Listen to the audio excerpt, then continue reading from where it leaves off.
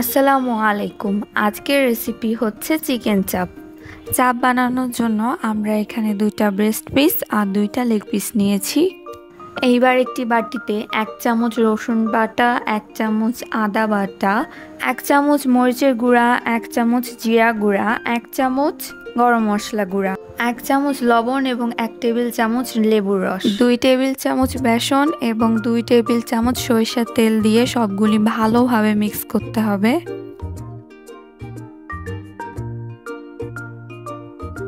এবার সবগুলো মশলা চিকেনের সাথে ভালোভাবে মেখে নিতে হবে।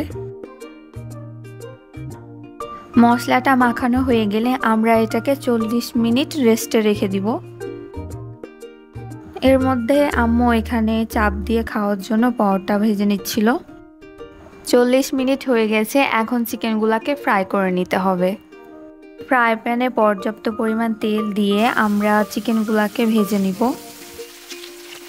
চিকেনগুলো ভাজার সময় চুলা মিডিয়াম টু লো হিটে রাখতে হবে। 5 থেকে 6 মিনিট পর চিকেনগুলো উল্টিয়ে দিতে হবে অপর পাশ ফ্রাই হওয়ার জন্য। সবগুলা চিকেন মোট 12 থেকে 14 মিনিট ফ্রাই করে নিতে হবে। চাপগুলা ভাজা শেষ, এখন তেল ঝরিয়ে উঠিয়ে নিতে হবে। তাহলেই আমাদের চিকেন চাপ রেডি। এই চাপটা আপনারা নান, পরোটা, রুটির সাথেও খেতে পারেন। আমি পরোটার সাথে ট্রাই করেছিলাম, এটা খুবই মজা হয়েছিল।